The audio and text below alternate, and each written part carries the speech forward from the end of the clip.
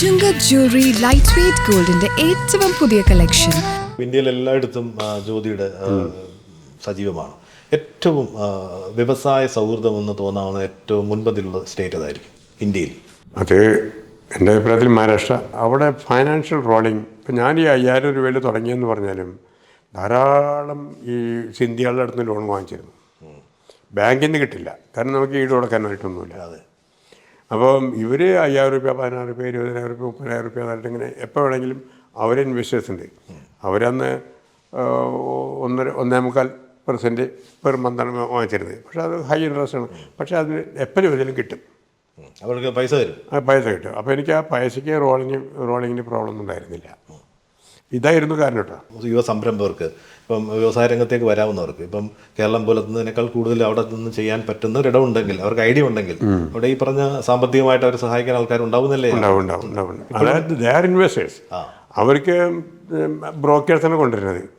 പല ഗുജറാത്തീസൊക്കെ 5000 രൂപയുടെ അപ്പം ഇൻവെസ്റ്റ് ചെയ്യുമല്ലോ. അപ്പോൾ അവർക്ക് ഒരു റിസ്ക് ഇല്ലാത്തൊരു ബിസിനസ് വേണം, അതിനാണ് ബ്രോക്കേഴ്സ്. അവർക്കറിയാം ഇന്ന ആൾക്കാരെടുത്ത് പോയിട്ട് അവർ ചുരുങ്ങിയതൊരു 100-200 ആൾക്കാരെ ഡെപ്പോസിറ്റ് കൊണ്ടുവരും. അവർ 5000, 10000, 2000 എത്ര പറഞ്ഞാലും കൊണ്ടുവരും. പിന്നെ അത് ഇനി വേണ്ട എന്ന് തോന്നി. ഇത് കുറേ കഴിഞ്ഞപ്പോൾ ബാങ്കിൻ്റെ ലോൺ കിട്ടി. പക്ഷേ പിന്നെ ഇത് വേണ്ടാന്ന് കരുതി. നമുക്ക് റിസോഴ്സസ് ഇതിൽ തന്നെ വളർന്നു വന്നു. എക്സ്ട്രാ ചിലവുകളൊന്നും ഞാൻ ചെയ്യാറില്ല. ഞാൻ വളരെ ഒരു എന്താ പറയുക, ഒരു പിഷ്കം തന്നെ നിന്നും അന്നും. അപ്പോൾ അതിൽ നിന്ന് ബിസിനസ്സിൻ്റെ തന്നെ ഇവനൊരു കാറടക്കം മേടിച്ചത് ഞാൻ 96 മറ്റാണ്. അത് ഞങ്ങളുടെ ചാർട്ടേഡ് അക്കൗണ്ടൻറ്റ് പറഞ്ഞു തന്നെ. അത് ഇതിൽ നിന്നെടുത്ത് പോയാൽ അത്രയും ഫണ്ട്സ് അവിടെ കുറഞ്ഞില്ലേ. അപ്പോൾ അതുകൊണ്ട് അങ്ങനെ ഒക്കെയാണ് അത് വളർച്ചയുണ്ടാക്കിയത്. അങ്ങനെ വിശകെന്ന് പറഞ്ഞുകൊണ്ടാണ്. ആഡംബരപ്രിയൻ ഒട്ടും അല്ലെന്ന് കേട്ടിട്ടുണ്ട്. ആഡംബരങ്ങളോട് വലിയ ഭ്രമമില്ലാത്ത ഒരാളല്ല. അത് പ്രകൃതി അങ്ങനെ കൊണ്ടുവന്നു വളർത്തിയതാണ്. എങ്കിലും ഏറ്റവും കൂടുതൽ താങ്കളുടെ ഏറ്റവും വലിയ ആഡംബരമായിട്ട് ഉപയോഗിക്കുന്ന സാധനം ഏതാണ്? അങ്ങനെയൊന്നുമില്ല. ആഡംബരം ഇപ്പം നമ്മൾ ബിസിനസ് അങ്ങനെ കൂടുമ്പോൾ കാറിനെ പണ്ട് ആഡംബരമായി തോന്നിയത് ഇപ്പോഴും അത്യാവശ്യമായി തീർന്നു. പിന്നെ നമ്മുടെ ഏജ് വരുന്നവർക്ക് കംഫർട്ടബിൾ. സാറിന് ഏറ്റവും കൂടുതൽ കയ്യിലുള്ളതിൽ ഏറ്റവും ആഡംബരമാണെന്ന് തോന്നുന്ന വസ്തു ഏതാണെന്ന് ഞാൻ ചോദിച്ചത്. അങ്ങനെയൊന്നുമില്ല. അങ്ങനെയൊന്നും പ്രത്യേകിച്ച് ഒരു അറ്റാച്ച്മെൻറ്റും കാര്യങ്ങളും. അല്ല, ഈ കാർ ഏതാ ഉള്ളത്? കാർ ബെൻസ് ഒരുപാട് കാലം. അതാണ് ഏറ്റവും വലിയ വില കൂടിയെന്ന് തോന്നുന്നത്, ഞാൻ ചോദിച്ചത്. അല്ല, അതിനേക്കാൾ BMW പലതും അതിനേക്കാൾ വലുതുണ്ട്. ബെൻസിനുണ്ട് കേട്ടോ, വലിയ കാറ്റഗറി ഉണ്ട്. പക്ഷെ അതൊരു മിഡ് റേഞ്ച്. ആദ്യം ഞാൻ വാങ്ങിച്ചത് 118 NE ആയിരുന്നു, പ്രീമിയറിൻ്റെ. എന്നാൽ അതാണ് ഇവിടുത്തെ ഏറ്റവും വലുത്. ഇമ്പോർട്ടൻ്റ് ലോക്കൽ അതായത് നല്ല വണ്ടിയായിരുന്നു. അപ്പോൾ പിശുക്കനല്ല, ആവശ്യത്തിന് ചിലവാകും, കാര്യങ്ങൾക്ക് വേണ്ടി ചിലവാകും. അല്ല, അത് നമ്മൾ ഇതിൽ നിന്ന് ബിസിനസ്സിന് ഫണ്ടൊന്നും എടുക്കരുത്. അത് നമ്മുടെ ചാർട്ടേഡ് അക്കൗണ്ട് നിർബന്ധത്തിന് സാർ ഇത്രയൊക്കെ വേണ്ടത് നിങ്ങൾ ഈ ഓട്ടോറിക്ഷയിലേക്ക് പോകണം പറഞ്ഞിട്ട് അതങ്ങനെ ചെയ്താണ്. ഓട്ടോറിക്ഷ എന്ന് പറഞ്ഞാൽ കുറച്ച് അതിശക്തി വരുത്തി പറഞ്ഞാണോ? അല്ല, പണ്ട് അല്ല, റിയാലിറ്റി ആണോ? റിയാലിറ്റി. ഞാൻ BST ബസ്സിലാണ് യാത്ര ചെയ്തിരുന്നത്. ബോംബെയിലെ അവിടുത്തെ ട്രാൻസ്പോർട്ടേഷൻ ആണല്ലോ. അനവധി കാലം കഴിഞ്ഞിട്ട് കാറിനെ വാങ്ങിച്ചത്. അതും പലിശയ്ക്ക് തന്നെ വാങ്ങിച്ചു. അവർ ലോൺ ഫൈനാൻഷ്യൽ പിശുക്കിപ്പോഴും ഉണ്ട്. അതെപ്പോഴും ഉണ്ട്. പിന്നെ കാരണം നമുക്ക് അതിനേക്കാൾ കൂടുതൽ വലിയ വലിയ ഹോട്ടലൊക്കെ ബിസിനസ് ആവുന്നതിന് വേണ്ടി പോയാൽ, ഇപ്പോൾ താജില അങ്ങനെയുള്ളത് താമസിക്കാൻ ബിസിനസ്സിന് വേണ്ടി പോയാൽ മാത്രമേ അങ്ങനെ ചെയ്യാറുള്ളൂ. അതുകൊണ്ടാണ് ഇപ്പം നമുക്ക് നമ്മളെ ഞെട്ടിക്കുന്ന ആഡംബര കല്യാണങ്ങളൊക്കെയാണ് ഇപ്പം നടന്നത്. അപ്പോൾ അത്തരം ആഡംബരങ്ങളിലോ അല്ലെങ്കിൽ അതിലൊന്നും താങ്കൾ വിശ്വസിക്കുന്നില്ല? അതിന് അവർ വളരെ നിസ്സാരമാണ് കഴിച്ചത്. അതെ, 1% എന്നൊക്കെയാണ് അവർ പറയുന്നത്. 1% ഒന്നുമില്ല, അതുമില്ല. 0.001% ഉള്ളൂ. ഒരു മനുഷ്യൻ ഇതൊക്കെ സമ്പാദിച്ചു കഴിഞ്ഞാൽ എന്തെങ്കിലും ചിലവാക്കണ്ടേ? മാത്രം അത് ആഡംബരത്തിന് വേണ്ടിയില്ല, ഒരു ബിസിനസ് മെമ്പറാണ്. അതായത് ലോകത്തിലുള്ള എല്ലാ സെലിബ്രിറ്റീസും വന്ന് അവരുടെ ഡ്രസ്സിങ്, ഫാഷൻ, അതിലുള്ള ബിസിനസ്സാണ് ചെയ്യണത്. അത് ഒരിക്കലും ലോസ് അല്ല. അതിനെപ്പറ്റി ചിന്തിക്കാത്തവർക്ക് തോന്നും. അവിടെ വന്നിട്ടുണ്ടായിരുന്ന ഗസ്റ്റുകളെ ആരോഗ്യം നമ്മുടെ എല്ലാം പുറത്തുനിന്നുള്ള എത്രയോ ആൾക്കാർ വന്നിരുന്നു. അപ്പോൾ അതിന് നമ്മുടെ ഇന്ത്യയുടെ പേര് നന്നാക്കിയിട്ടുണ്ട്. പണ്ട് നമ്മുടെ ആൾക്കാർ പറയും ഇന്ത്യ, സ്നേക്ക് ചാമ്പ്യൻസ് ഇന്ത്യയാണ്, ആ തരത്തിലുള്ള ആൾക്കാരാണ്. ഇപ്പോൾ ഇന്ത്യയുടെ ആ ഇമേജ് തന്നെ ഇതുകൊണ്ട് എത്ര ആയിട്ടുണ്ടാവും. നമ്മൾ അഡാനി അംബാനി എന്നൊക്കെ പറയണ്ടെങ്കിൽ അവർ ബ്രെയിനാണ്, ചങ്കൂറ്റത്തിനാണ്. നമുക്കത് അവരെ കുറ്റം പറഞ്ഞാൽ നമുക്ക് അവരെ ചെയ്യുന്ന വർക്ക് ചെയ്യാൻ പറ്റുമോ? അവരാണ് രാഷ്ട്രത്തിൻ്റെ വെൽത്ത്. അതാണ്. രാഷ്ട്രീയക്കാർക്ക് പലതും പറയാം, ഒക്കെ അംബാനിക്ക് കൊടുക്കും, അഡാനിക്ക് കൊടുക്കും, ഒന്നുമില്ല. അവർ കോമ്പീറ്റ്. ഇപ്പോൾ നമ്മുടെ വിഴിഞ്ഞ പോർട്ട് വേറെ ആരെക്കൊണ്ടെങ്കിലും ചെയ്യാൻ പറ്റും, നമ്മൾ കുറ്റം പറയും. ഇത്രയും കാലം അവിടെ കിടന്നിരുന്നില്ലേ? അത്രയും ഫണ്ട്സ് അയാൾ ചിലവാക്കിയിട്ടാണ് ആ വിഴിഞ്ഞം പോർട്ട് ഉണ്ടാക്കിയത്. രാഷ്ട്രീയക്കാരുടെ ഒരു ഒത്താശ വേണം. അതല്ലെങ്കിൽ അവിടെ സോഷ്യൽ കാര്യങ്ങളുണ്ട്. ഇപ്പം മുഖ്യമന്ത്രി അവർ ചെയ്തിരുന്ന അവരെ തൊഴിലിനെ ബാധിക്കുന്ന ഒരു കാര്യമാണ്. അതൊരു സോഷ്യൽ കാര്യമാണ്. പക്ഷേ അതിനൊക്കെ അവർക്ക് എന്തെങ്കിലും വേറെ മാർഗം ഉണ്ടെങ്കിൽ ഗവൺമെൻറ് സപ്പോർട്ടില്ലാണ്ട് ഇതൊന്നും ചെയ്യാനൊരു സാധ്യമല്ല. അത്രമാത്രമേ ഗവൺമെൻറ് ചെയ്തുള്ളൂ. എത്ര 30 കൊല്ലം 40 കൊല്ലമായിട്ട് അയാൾ നടത്തും. അത് കഴിഞ്ഞ പിന്നെ ഗവൺമെൻറ്റായി അയാൾ നടത്തുന്ന രീതിയിൽ വേറെ. ഇപ്പം ആദ്യം തന്നെ വന്നു തുടങ്ങിയ ആദ്യത്തെ ഷിപ്പ് വന്നു, മദർ ഷിപ്പ്. അതിനുശേഷം എത്ര വന്നു? അത് അവർക്ക് ആ ലോകത്തിലുള്ള കണക്ഷൻ ഉള്ളതുകൊണ്ടാണ് സംഭവിക്കുന്നത്. അവരെ ഒരിക്കലും അവർ ശരിക്കും പറഞ്ഞ ദൈവദൂതന്മാരാണെന്ന് ഞാൻ കണക്കാക്കുന്നത്. കോർപ്പറേറ്റ്സുകൾ ഒരിക്കലും സമൂഹത്തിന് ഒരിക്കലും അവർ എക്സ്പ്ലോയിറ്റ് ചെയ്യില്ല. സമൂഹത്തിന് കോൺട്രിബ്യൂട്ട് ചെയ്യേണ്ട, ഇന്ത്യയുടെ ഫിനാൻഷ്യൽ ഗ്രോത്തിന് കോൺട്രിബ്യൂഷൻ ചെയ്യേണ്ടത് ഇവരാണ്. ഏറ്റവും കൂടുതൽ ഈ ടാക്സ് കൊടുക്കുന്നതൊക്കെ അവരാണല്ലോ. അപ്പം ആ ടാക്സ് കൊണ്ടല്ലേ നമ്മൾ ജീവിക്കണത്. പിന്നെ ഈ ഒറ്റയ്ക്ക് ഞാൻ തന്നെ എത്ര കൊടുക്കണമെന്നറിയും. കേരള ഗവൺമെൻറ് പിരിച്ചു കൊടുക്കേണ്ട ഏകദേശം 40 കോടി രൂപ ടാക്സ് ആയിട്ട് ഇവിടെ വിൽക്കുന്ന സാധനത്തിന് GST ആയിട്ട് 40 അല്ല 40 ഏകദേശം 60 കോടി രൂപ മാസം. അതിനേക്കാൾ കൂടുതലേ ഉള്ളൂ കൃത്യമായിട്ട് പറയണത് ചെയ്യും. എൻ്റെ പേഴ്സണൽ ഇൻകം ടാക്സ് പോകുന്നുണ്ട്. എങ്ങനെ ഒരു 10, 25, 30 കോടി രൂപ മാസം പോകും, ഒരു വർഷത്തിൽ പോകും. അപ്പോൾ അത്രയും. അപ്പോൾ കമ്പനിയുടെ ടാക്സ് പോയി, കമ്പനി ടാക്സ്. എൻ്റെ അടുത്ത് വന്ന് ഡിവിഡൻറ്റ് കിട്ടുന്നത്, ആ ഡിവിഡൻറ്റ് ടാക്സ് ഏകദേശം ഒരു 60% നമ്മൾ ഉണ്ടാക്കുന്നതിൻ്റെ ടാക്സാണ് പോണത്. ടാക്സ് എന്ന് പറഞ്ഞാൽ നമ്മുടെ രാഷ്ട്രം നന്നാക്കാനുള്ള ഈ റോഡുകളും പാലങ്ങളും എല്ലാം ഉണ്ടാക്കാനായിട്ട്, മിലിറ്ററി ഇതൊക്കെ ഉണ്ടാക്കാനായിട്ട് അത് വേണം. അപ്പോൾ അത് ഈ കുറ്റം പറയണത് കൊണ്ട് സാധിക്കുമോ? അവസരങ്ങൾ എല്ലാവർക്കും ഉണ്ട്. നമ്മുടെ ഭരണഘടന നമുക്ക് എല്ലാവർക്കും അവകാശം തന്നിട്ടുണ്ട്. ഇങ്ങനെ അവിടെ ഇവിടെ നടക്കുന്നവർക്കും അംബാനിയാവാം, ആരും വേണ്ടാന്ന് പറഞ്ഞില്ല. അവർ ബ്രെയിൻ അങ്ങനെയാണ്, അതിനനുസരിച്ച് അവരെത്രമാത്രം പ്രവർത്തിക്കുന്നു അതിനനുസരിച്ചിരിക്കും.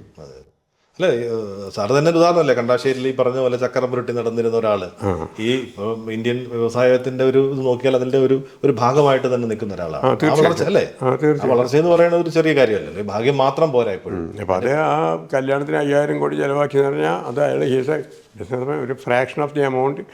പക്ഷേ അതുകൊണ്ട് ഇന്ത്യക്ക് കിട്ടിയുള്ളൊരു സൽപ്പേര് വെറും പാമ്പാട്ടികളല്ല. നമ്മുടെ പണ്ടൊക്കെ പെടുന്ന എല്ലാത്തും ഇന്ത്യനെ കുറിച്ച് പറയുമ്പോൾ എന്തെങ്കിലും പാമ്പാട്ടിയുടെ പടം ഉണ്ടാവും, അതിൽ പാവങ്ങളുടെ റോഡിലിരുന്ന്. അപ്പം അതല്ല എന്നുള്ള ലോകത്തിൽ എല്ലാവർക്കും ഒരു ഇത് കിട്ടിയില്ലേ. അത് ഇന്ത്യക്ക് സമ്പത്തല്ലേ. ആ പോസിറ്റീവ് തിങ്കിങ് അത് ചെയ്യും. അത് ഒരു ആർഭാടല്ല. കാരണം എത്രയോ ഹൈ സ്റ്റാറ്റസുള്ള ആൾക്കാർ പോകും വേൾഡ് ഓവർ. ആ നിലയ്ക്ക് സാറും എന്തെങ്കിലുമൊക്കെ ചെയ്യാറുണ്ടോ ഇങ്ങനെ ആഡംബരങ്ങളല്ലാതെങ്കിലും എന്തെങ്കിലും? വേറെ ഒന്നും അത് വേണ്ടെന്ന് വിചാരിക്കാൻ, അതൊന്നും വേണ്ടല്ല. ഇപ്പം ബിസിനസ്സിൻ്റെ ആവശ്യത്തിന് വേണ്ട കാര്യങ്ങൾ നമ്മൾ ചെയ്യാറുണ്ട്. ഇപ്പം എൻ്റെ മക്കളുടെ കാര്യങ്ങളൊക്കെ അത്ര വലിയ ആഡംബരമായിട്ടൊന്നും അല്ല ചെയ്ത്. എന്നാലും ഇവിടെ നമ്മുടെ ലുലുവിൽ വെച്ചിട്ടാണ് ചെയ്ത്. അത് ആ സമയത്ത് അത്ര മതി. ഇവിടെയാണ് ജനിച്ചു വളർന്നത്, ഇവിടെ തന്നെ എൻ്റെ ശ്വാസം മുഴുവൻ ഇവിടെ തന്നെയാണ്. ഇവിടെയാണ് അതിൻ്റെ. പക്ഷെ എന്നിട്ടും നമ്മുടെ കേരളത്തിന് വേണ്ടി ഒരു പ്രൊജക്റ്റ് ഒന്നും ഇവിടെയാണ് തുടങ്ങിയെങ്കിലും പിന്നീട് താങ്കൾ ഇതെല്ലാം പിന്നെ പല കാരണങ്ങളുണ്ട്. നമ്മൾ കേരളത്തിന് കുറ്റം പറയാൻ പറ്റില്ല. പക്ഷേ ഈ വ്യാവസായിക അന്തരീക്ഷം അല്ല എന്നുള്ളത് എൻ്റെ മനസ്സിൽ തോന്നാറുണ്ട്. അതുകൊണ്ടല്ല ഞാൻ ഇവിടുന്ന് പോയിട്ടുമില്ല. ഞാനിവിടെ ഒരു 10-300 ചില ആൾക്കാർ ഇവിടെ ഉജാല കമ്പനിയിൽ ജോലി ചെയ്തിരുന്നു. പിന്നെ അവർ ഡിസ്ട്രക്റ്റീവായി, ട്രേഡ് യൂണിയൻ വന്നു. ട്രേഡ് യൂണിയൻ ഞാൻ ഒരിക്കലും എല്ലാ 3 മാസം കൂടുമ്പോഴും തൊഴിലാളികളുടെ ഇത് വർത്തമാനം പറഞ്ഞ് അവർക്ക് വേണ്ടൊക്കെ ചെയ്യുന്ന ആളാണ്. പക്ഷെ എന്നാലും അവർ പറഞ്ഞു, സാർ തിരക്കുണ്ട്, അതുകൊണ്ട് ഞങ്ങൾക്ക് യൂണിയൻ തുടങ്ങാതിരിക്കാൻ നിവൃത്തിയില്ല, പാർട്ടിയുടെ ഇതാണ്. പക്ഷെ നമ്മൾ എന്തും അവർക്ക് കൊടുക്കാനായിട്ട് തയ്യാറായിരിക്കുമ്പോൾ, എന്തും കൊടുത്തുകൊണ്ടിരിക്കുമ്പോൾ ആ സന്തോഷത്തിലേക്ക് എടുത്തിട്ട് ചെയ്തപ്പോൾ ഞാൻ അവരെ കുറ്റം ഞങ്ങളുടെ അവകാശമാണ്. ഓക്കെ, പക്ഷേ ഞാനിവിടുന്ന് അവിടെ കമ്പനി അടച്ചുമില്ല. പക്ഷേ വേറൊരു ആൾട്ടർനേറ്റീവ് നോക്കി, അത് നമ്പർ 1.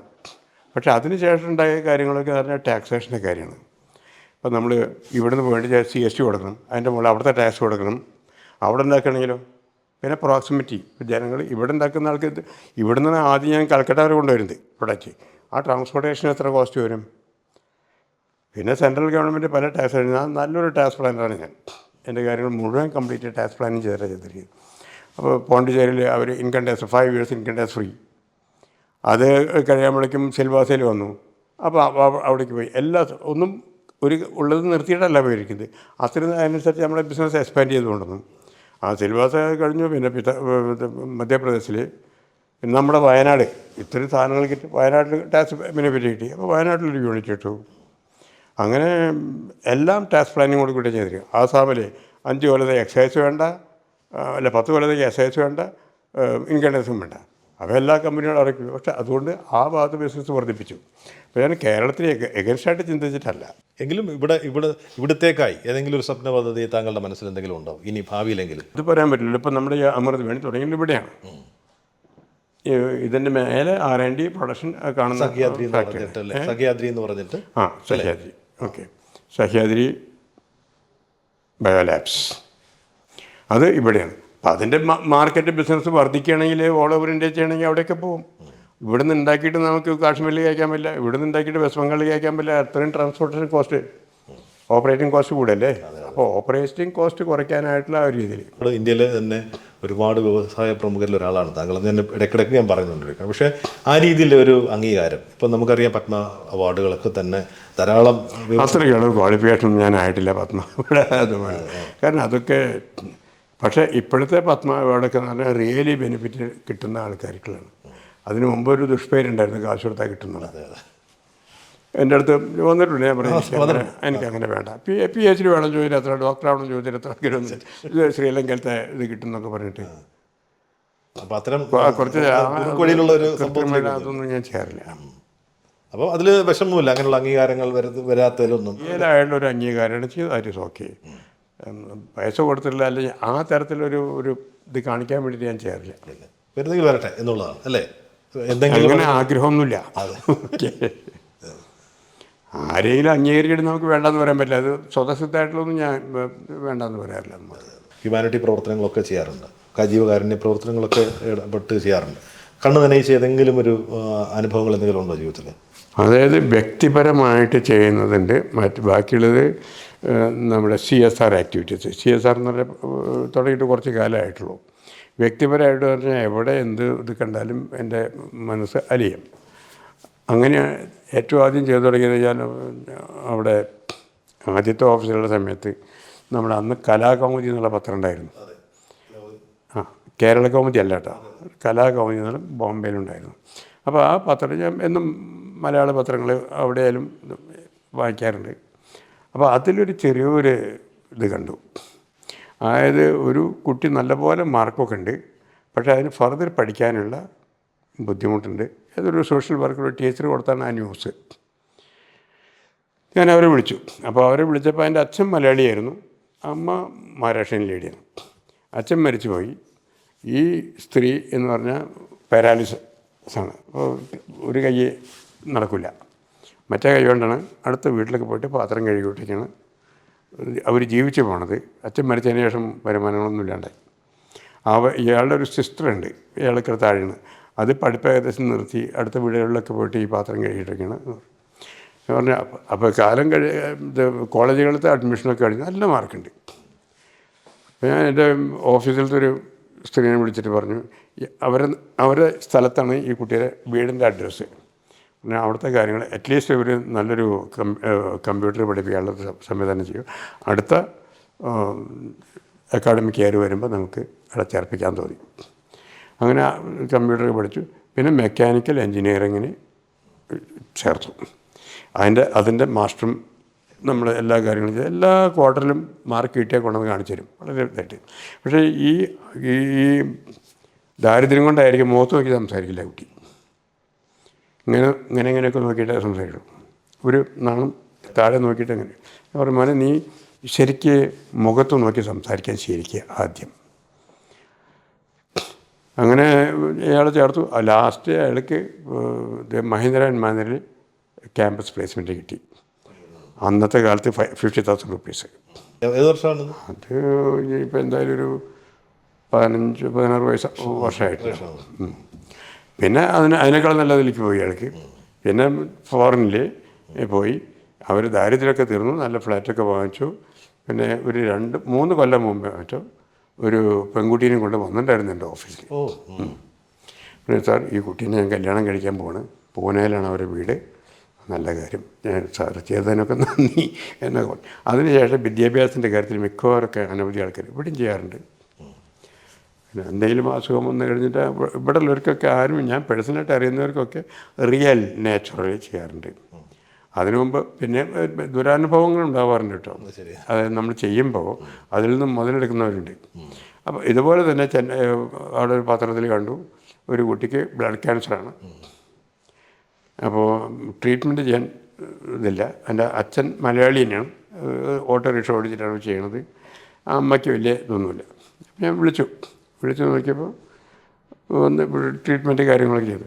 കുറേ കഴിഞ്ഞപ്പോൾ അത് ഞാൻ എൻ്റെ സെക്രട്ടറിനെ ഏൽപ്പിക്കുകയാണോ ഇതൊക്കെ അപ്രൂവ് ചെയ്തതിന് ശേഷം ബില്ല് കൊണ്ടുവരും. ആക്ച്വലായിട്ടുള്ള ബില്ല് ചിലവാക്കിയതൊക്കെ ഞാൻ റീഇംബേഴ്സ് ചെയ്തോളാം, നിങ്ങളതിനെ പറ്റി പേടിക്കേണ്ടതെന്ന്. കുറേ കഴിഞ്ഞപ്പോൾ ഈ പെണ്ണ് നല്ല ഇങ്ങനെ ഇരുന്നിരുന്ന പെണ്ണെ തടിച്ചു നോക്കാൻ തുടങ്ങി.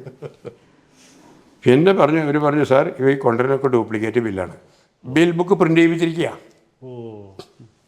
അപ്പോൾ അങ്ങനെ ഒരു ബാഡ് പിന്നെ എന്നാലും നമുക്ക് ചെയ്യാതിരിക്കാമെന്ന് പറഞ്ഞാൽ നമ്മൾ കുറേ കൂടി വാച്ച് ചെയ്യുന്നു മാത്രം. ഇവിടെ പലർക്കും അങ്ങനെ ചെയ്തുകൊണ്ടിരിക്കുന്നുണ്ട്. നമ്മൾ ഈ പൈസ ഉണ്ടാക്കിയിട്ട് എന്താ കാര്യം, ആർക്കെങ്കിലും ഉപകാരപ്പെടണം. നമ്മുടെ നാട്ടിൽ ആർക്കെന്ത് വന്നാലും ശരി, ആവശ്യം വന്നു കഴിഞ്ഞാൽ റിയൽ ജെനുവനായിട്ടുള്ള കാര്യങ്ങൾ പഠിപ്പിക്കുന്നുണ്ട്. കുറേ കുട്ടികളെ പഠിപ്പിക്കുന്നുണ്ട്. ഞാൻ സ്കൂളിൽ പഠിച്ചിരുന്ന ആ സ്കൂളിൽ ആര് പഠിക്കാനുള്ള ബുദ്ധിമുട്ടുണ്ടെങ്കിൽ എന്നോട് പറഞ്ഞാൽ മതി, അവരെ ഫർദറായിട്ടുള്ള പഠിപ്പൊക്കെ ഞാൻ ചെയ്യാറുണ്ട്. അതുകൊണ്ടായിരിക്കാം ദൈവം ഈ പറഞ്ഞ രീതിയിൽ ഈ ഫ്ലോയൊക്കെ നമുക്ക് തരുന്നത് അല്ലേ? ഓരോ ആൾക്കാരിലേക്ക് നമുക്കൊന്നും പറയാൻ പറ്റില്ല. എൻ്റെ മനസ്സിൽ ഞാൻ ചെയ്യുന്നു. അതുകൊണ്ട് നന്ദി കിട്ടാൻ വേണ്ടിയിട്ടുമല്ല, അതിൽ നിന്ന് പുണ്യം കിട്ടാൻ വേണ്ടിയിട്ടുമല്ല. കാരണം നമ്മൾ ഒരു തലമുറ 2 തലമുറ കഴിഞ്ഞാൽ നമ്മൾ ഓർക്കില്ല ആരും. നമ്മുടെ മക്കളുടെ മക്കൾ ഓർക്കണമെന്നില്ല. അവരുടെ മക്കളെന്ന് വെച്ചാൽ ഏതോ ഒരു ഫോട്ടോ ഇട്ടിരിക്കുന്നത് അയക്കും. ഒരു ഇമോഷണൽ അറ്റാച്ച്മെൻ്റ് ഒന്നുമില്ല. പിന്നെ അവരുടേതായിട്ട് ഉണ്ടാക്കാനുള്ള സംവിധാനം ഉണ്ടാവണം. സാറിന് ഈ വലിയ മലയാളിമാർക്ക് വലിയ അസുഖങ്ങളെ കുറിച്ചുള്ള കളിയാക്കി പറയാറുണ്ട്. ഇവർക്ക് അങ്ങനെ ആരോഗ്യപരമായിട്ട് ഒരു അസുഖം എനിക്കില്ല. ഈ പറഞ്ഞൊക്കെ ടെൻഷനും ഒന്നും ഇല്ലാത്തതുകൊണ്ടായിരിക്കും, ദേഷ്യപ്പെടാത്തതുകൊണ്ട്. ആഹാരശീലങ്ങളൊക്കെ എങ്ങനെയാണ്? ആഹാരശീലങ്ങൾ വളരെ സിമ്പിളാണ്. അന്നും ഇന്ന് കഞ്ഞി കുടിച്ച് ജീവിച്ചു, അതൊരു സ്വഭാവമായി തീർന്നു. അതുകൊണ്ട് വീട്ടിലും അവിടെ ഒരു നേരം എന്തായാലും കഞ്ഞി, പിന്നെ ദോശ, ഇഡ്ഡലി, അങ്ങനെ മറ്റുള്ള കാര്യങ്ങളൊന്നുമില്ല. വളരെ സിമ്പിളായിട്ടുള്ള ലൈഫ്. സാറിന് അത്യാവശ്യം സോപ്പിടണമെങ്കിൽ കഞ്ഞി അടിച്ച് തന്നാൽ മതി, സന്തോഷിപ്പിക്കാനായിട്ട് അല്ലേ? വലിയ 5 സ്റ്റാർ ഹോട്ടലൊന്നും ഞങ്ങൾ തരേണ്ടി വരില്ല. ഒരു കഞ്ഞി അല്ല, അവിടെ പോകേണ്ട സമയത്ത് അവിടെ പോകും. ബിസിനസ് കാര്യങ്ങൾക്ക് വേണ്ടി മാത്രമായിട്ട് പോകും. പിന്നെ ഇപ്പോൾ ഫാമിലിയെയും മക്കളെയും മരുമക്കളെയും അങ്ങനെ വരുമ്പോൾ ചിലപ്പോൾ ഒന്ന് പല ലീലല്ലോ അല്ലെങ്കിൽ വേറെ ഏതെങ്കിലുമൊക്കെ അവരുടെ ബർത്ത്ഡേ എന്തെങ്കിലും ചെയ്യാൻ പോകാന്നുള്ളതല്ലാതെ ജനറലിനും അവർക്കൊക്കെ വേണ്ട കാര്യങ്ങൾ ചെയ്തു കൊടുക്കാറുണ്ട്. അവർക്ക് വേണ്ടതാണ്. അവരുടെ കാര്യം നോക്കുന്നുണ്ട്. എൻ്റെ മോളെന്ന് വെച്ചാൽ അവൾക്ക് മാനേജിങ് ഡയറക്ടർ കം ചെയർമാനാണ്. അവളുടെ ഭർത്താവും ഒരു ഡയറക്ടറാണ്. ഇതിൽ ഓരോരുത്തർക്കും ഓരോ ഫങ്ഷണൽ ഡ്യൂട്ടിയിലുള്ള ഹെഡ്സ് ചെയ്യുന്നുണ്ടല്ലോ. രണ്ടാമത്തെ മോളുടെ ഭർത്താവും IT ആൻഡ് HR എക്സ്പെർട്ടുകളാണ്. അവർ വന്നതിന് ശേഷം ഈ കമ്പനിക്ക് ഒരു വളർച്ച ഉണ്ടായില്ലെങ്കിൽ അവർ തീർച്ചയായിട്ടും അവർക്ക് ചെയ്യാനുള്ള ഡ്യൂട്ടി ഉണ്ട്. എനിക്ക് കഴിവില്ലാത്ത IT കഴിവില്ലാത്തെന്ന് പറഞ്ഞാൽ നമ്മുടെ ഇത് ബ്രെയിനിലത് പിടിക്കില്ല. And he's expert in that. പല അവാർഡുകളൊക്കെ കിട്ടിയതാണ്. IT ആയാലും HR ആയാലും. HR ഡിപ്പാർട്ട്മെൻറ്റ് വളരെ സ്ട്രോങ് ആയിരിക്കണം. അതും രണ്ടാമത്തെ മുകളിലെ ഇതാണ്. ആദ്യത്തെ മുകളിലെന്ന് പറഞ്ഞാൽ അവിടെ എല്ലാ ത്രൂ ഔട്ട് ഇന്ത്യയിലത്തുള്ള ഓപ്പറേഷൻസ് കംപ്ലീറ്റ് ആയിരുന്നു. എത്രത്തോളം കോസ്റ്റ് കൺട്രോൾ ചെയ്തിട്ട് ക്വാളിറ്റി കൺട്രോൾ ചെയ്തിട്ടില്ല, ക്വാളിറ്റി കുറച്ചിട്ടല്ല, അല്ലാതെ അതിൻ്റെ എൻജിനീയറിങ് എല്ലാ കാര്യങ്ങളും. അതുകൊണ്ടാണ് കമ്പനി പ്രോഫിറ്റബിലിറ്റി നിലനിർത്തുന്നത്. ഇത് ഇന്നോളം ഇതെനിക്ക് തോന്നുന്നില്ല ലോസ് വന്നിട്ടുള്ള ഒരു ചരിത്രമില്ല. ഒരു വർഷം ഉണ്ടായിട്ടില്ല.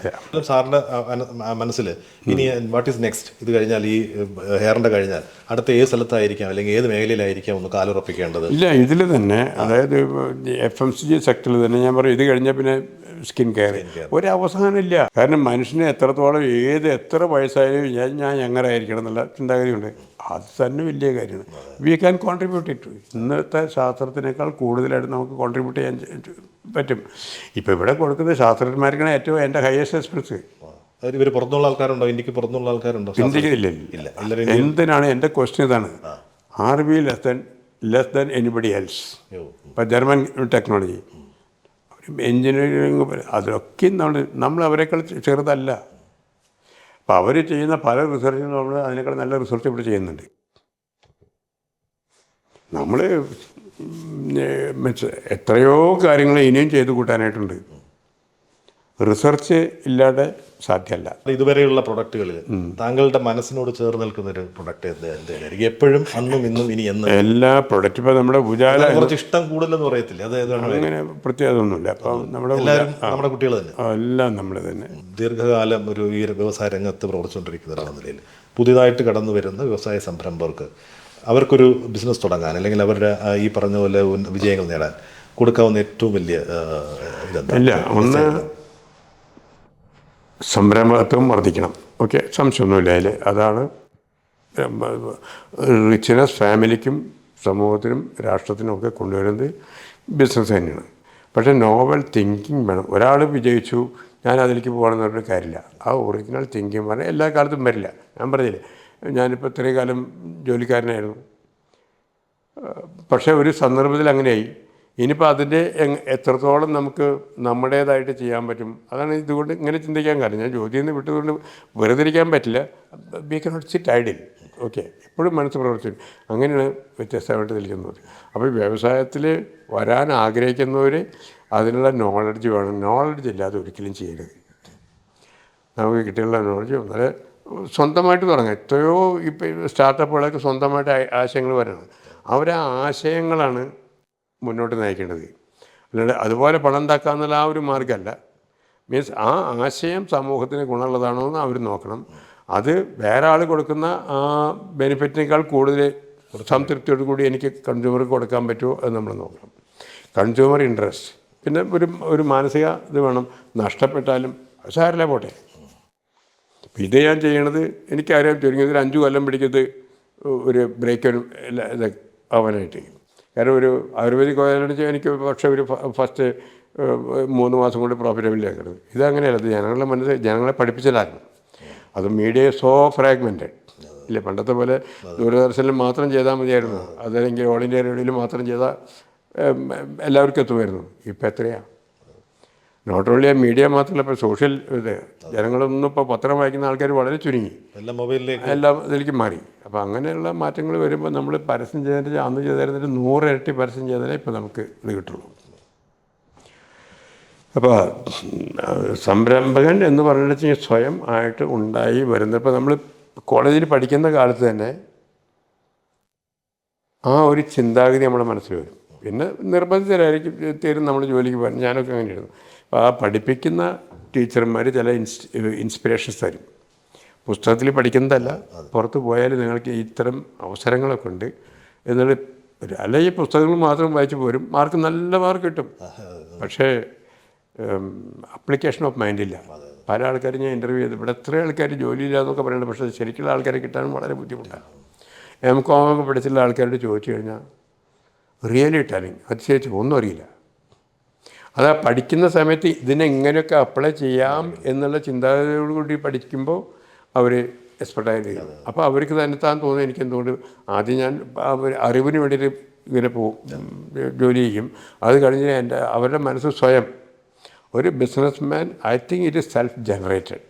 ശരിക്കും ഇവിടെ ഒരു വൈറ്റ് മാജിക് ഉണ്ടാക്കിയ അല്ലേ? നിങ്ങളുടെ ഒരു പുസ്തകത്തിൻ്റെ പേര് തന്നെ എങ്ങനെയാണ്? White magic. അതെ അല്ലേ?